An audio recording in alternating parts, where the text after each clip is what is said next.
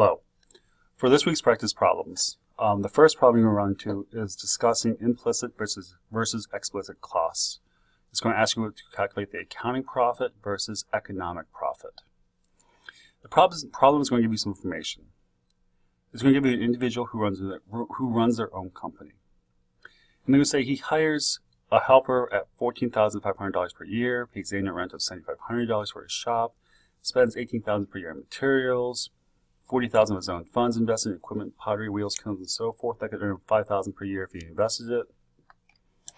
And he estimates his entrepreneurial talents were $6,000 per year, total revenue of $86,000 per year. It sounds like a lot of information, so let's write it down to figure out what we're trying to deal with here. All right, so he has labor. Labor costs of $14,500 per year. He has rent or land costs of $7,500 per year. He spends $18,000 in materials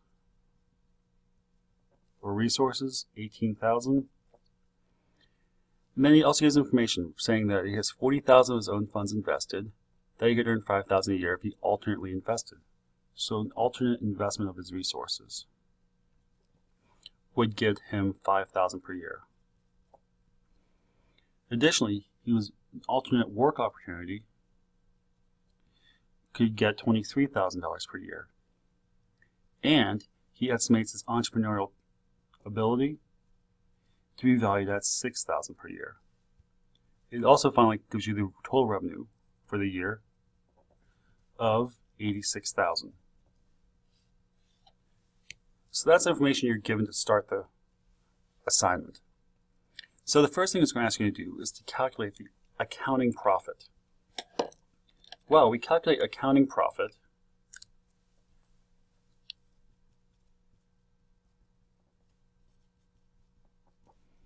to be equal to revenue minus explicit costs. So the way to calculate this would say revenue is our $86,000 minus our explicit costs. The costs to produce that good, material, or service. This includes our land, our labor, our land, and our materials. So we say $14,500 plus our $7,500 plus our $18,000. Our explicit direct costs to produce that product. $86,000 minus the total of these, which comes out to $14,500 plus $75 plus 18 is $40,000, gives us our accounting profit of $46,000. Now, if we wanted to calculate our economic profit, we need to include our implicit costs. The cost of using these resources for the next best available activity or service. So our economic profit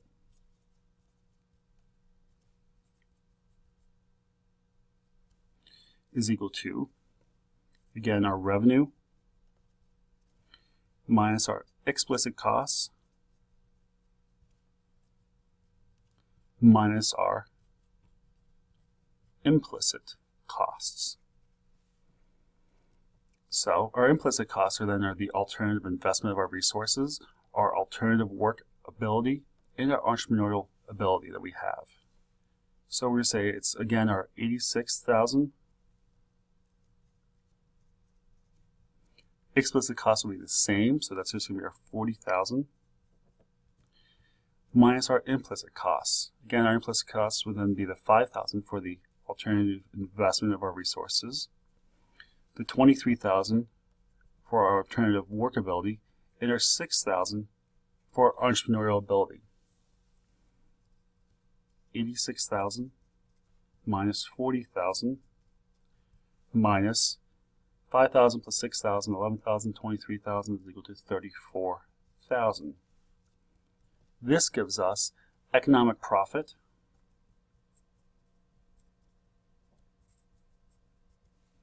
equal to $12,000.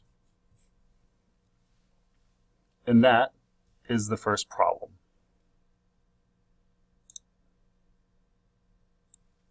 The second problem you're given is looking at the diminishing rates of marginal return, right? Or it's the distinctions between fixed and variable costs among total, average, and marginal costs. So the problem states you are given a newspaper publisher, or you are a newspaper publisher. You're in the middle of a one-year rental contract for your factory that requires you to pay $600,000 per month, and you have contractual labor obligations of $1,250,000 per month that you can't get out of. You also have a marginal printing cost of 35 cents per paper, as well as a marginal delivery cost of 10 cents per paper. And then you're asked, if sales fall by 20% from 1 million papers per month to 800,000 papers per month, what happens to the average fixed cost per paper? Well, let's look at these costs here, okay? You have a one-year rental contract for your factory that requires you to pay $600,000 per month. Okay, so rent, $600,000 per month. Right? You have contractual labor obligations of $1,250,000 per month. So labor equals $1,250,000 per month. These are your fixed costs.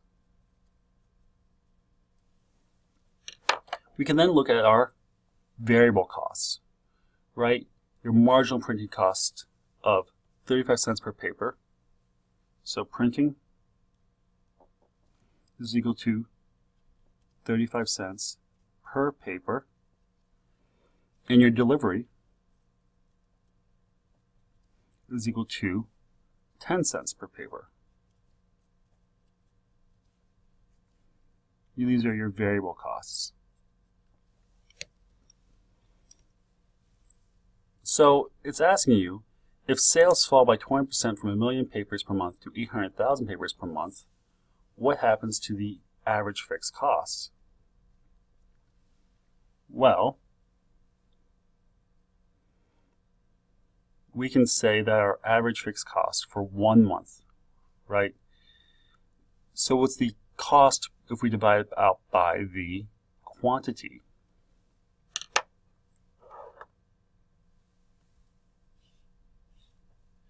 So, at 1 million papers,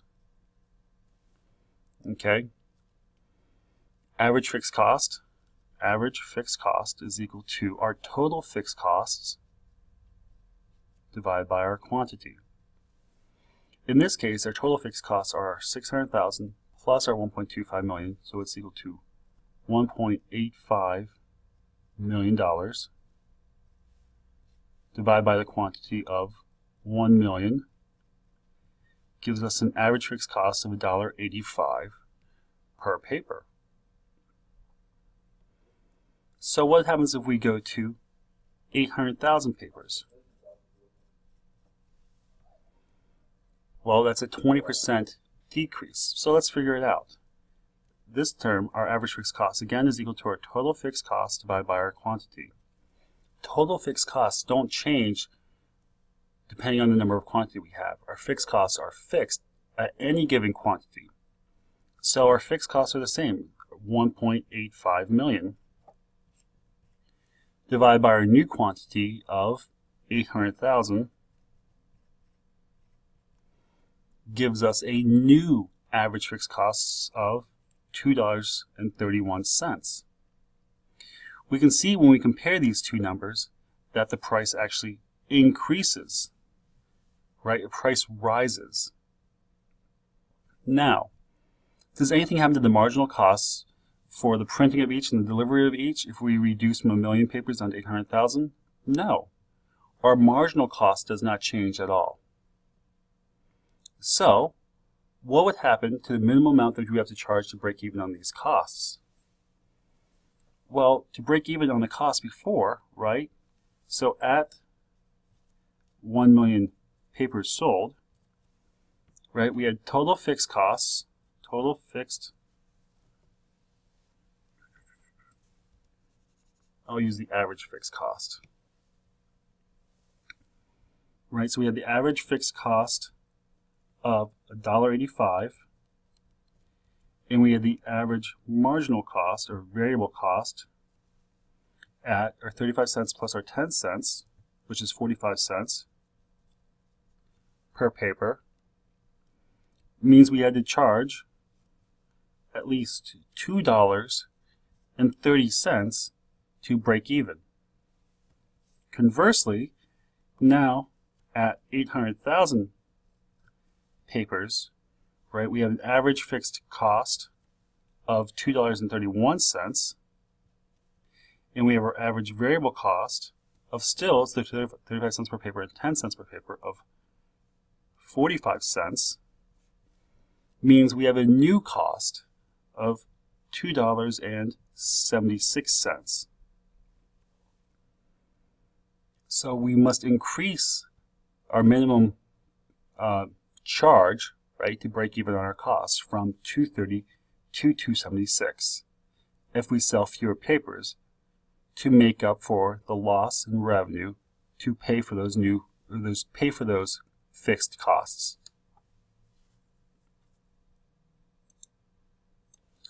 The final question this week looks at economies of scale. Suppose a firm is producing in the long run. Okay, and again, in the long run, everything is variable. When it produces 1,000 units of output, its total cost is $4,000. When it produces 1,050 units of output, its cost is $4,200.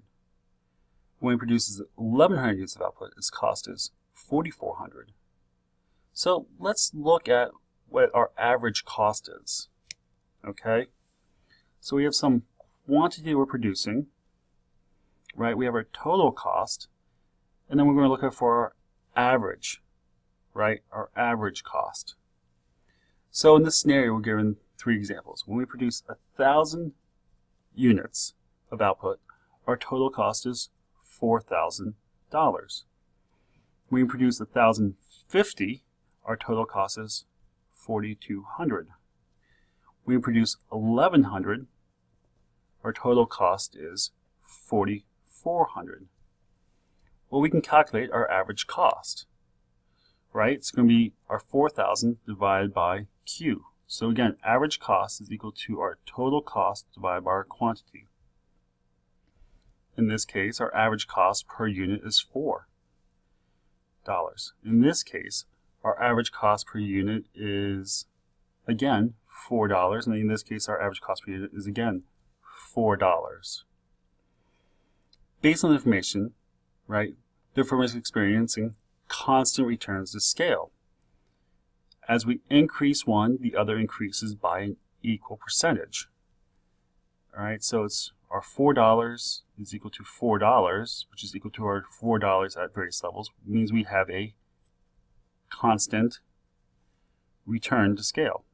A constant return to scale. Now, if we look at another scenario, okay, we're going to again say we have some quantity, we have a total cost, and our average cost.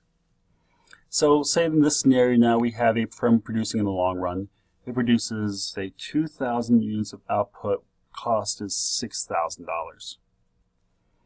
Produces 2,200 units of output, our cost is $6,200. When it produces 2,400 units of output, our total cost is $7,000. So let's calculate our average cost. Well, 6,000 divided by 2,000 is $3 average cost. 6,200 divided by 2,200 is going to be $2.82. 7,000 divided by 4,000, $2.92. Well, we can then say we went from $3, right? We went down to $2.82, and then we went back up to $2.92. This would mean that we're having increasing economies of scale because it's getting cheaper to produce each unit for first, and then at 7,000 units we're getting decreasing returns, right? So this is considered to be increasing returns, and this we're getting decreasing returns. So again, when a firm has increasing returns to scale, the average cost decreases. When a firm has decreasing returns to scale, the average cost increases. And when a firm has a constant return to scale, the average cost is constant.